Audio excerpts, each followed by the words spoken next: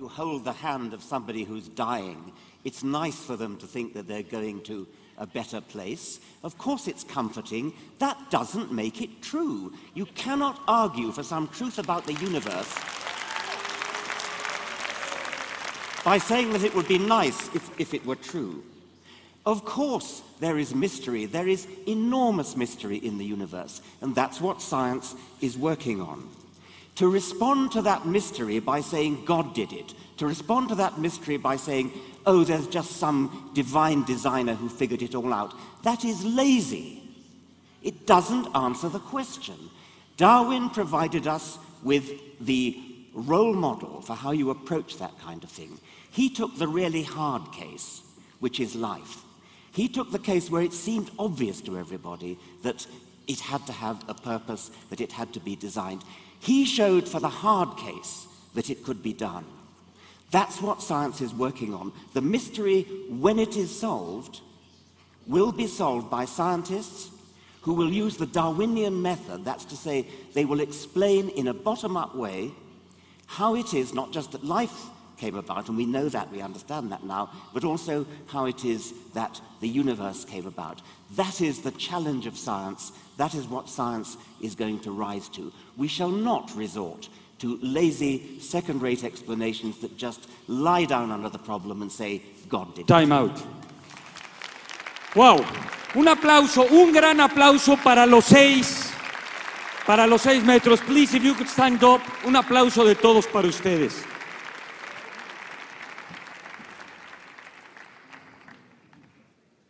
Well, I have to say that I'm surprised by what Michio Kaku said at the very beginning in ascribing to our team 100% certainty in what we have argued.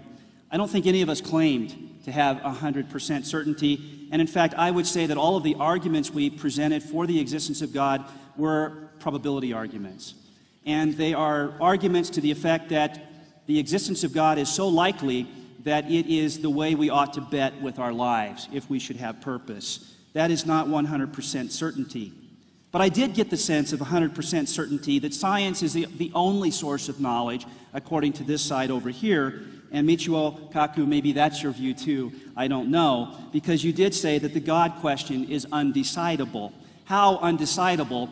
Well, presumably because you can't prove that God exists or even show his probability if you have science only to go with. But of course, there are many things we know, including that God may well exist because of other evidence without depending exclusively on science. Richard Dawkins has accused us of making an emotional argument. But I believe that his presentation is especially emotional. He has not argued that God does not exist. Thank you. He has not shown that any of the arguments we presented here today are fallacious. Rather, he has simply dismissed the idea of God as pathetic. Time out, I'm sorry. That's emotional. Thank you. Thank you very much. Wow. Michio Kaku, please. In my next book, Physics of the Future, I try to predict the next 100 years based on interviews with 300 scientists. Very difficult question. But I predict that 100 years from now, on the 103rd anniversary of this conference, we will have another debate arguing the same thing over again. Because for two reasons. First, it is undecidable. You cannot decide this question using any known rational means. It is undecidable. Second, there's probably also a God gene. Some people believe that perhaps we are genetically predisposed to believing in higher beings, in which case we'll be talking about this debate forever, as long as we have our genes. Now, my colleague Stephen Hawking recently wrote a very controversial statement, was in all the headlines. He said, first, we have a theory of everything. It's string theory, the theory that I work on, and it takes you before the Big Bang. Therefore, God is not necessary. because we now have a theory of the pre-Big Bang universe. My attitude is, well, where did string theory come from? It goes on forever. Even if you could go before the Big Bang, then the question is, where did that theory come from? Time out. Undecidable. Thank you.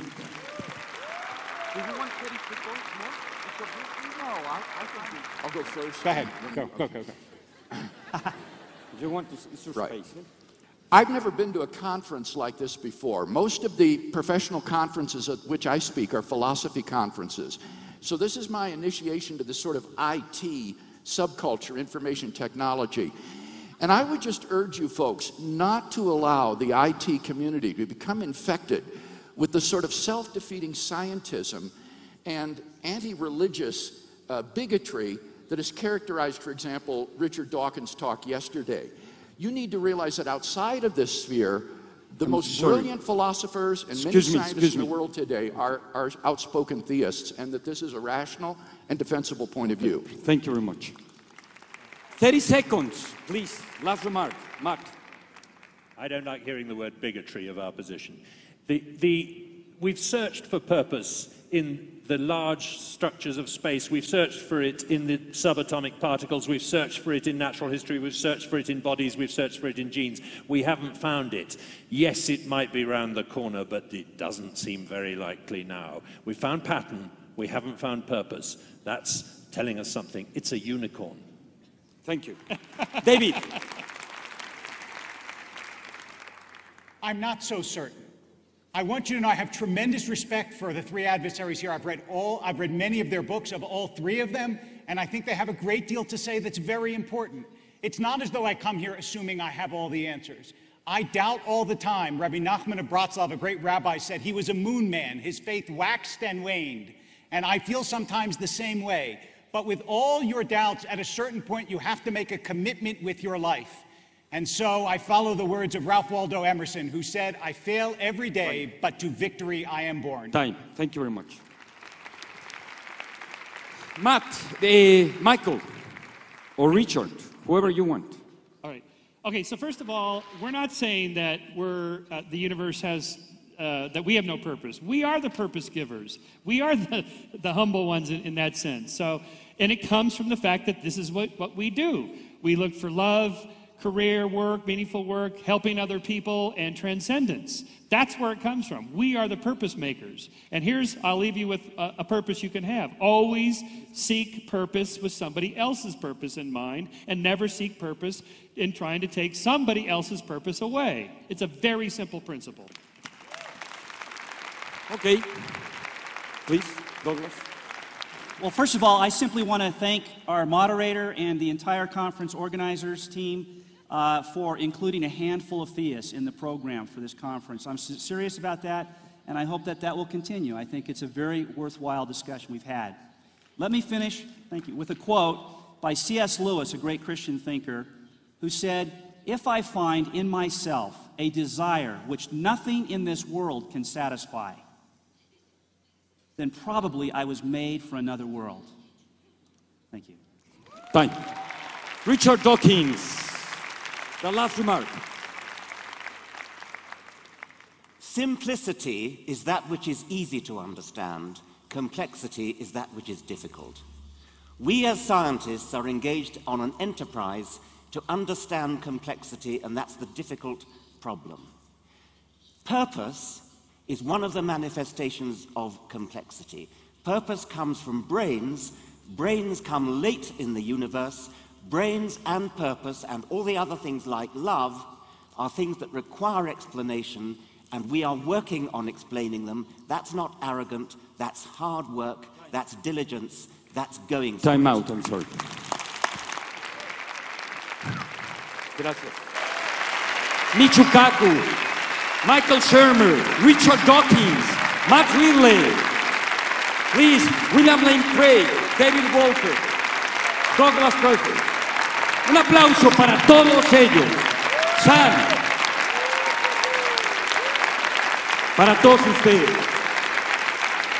Esto lo podrán ver en YouTube, en la página de la Ciudad de las Ideas, en Proyecto 40, en Cinépolis. Un fuerte aplauso para todos ellos.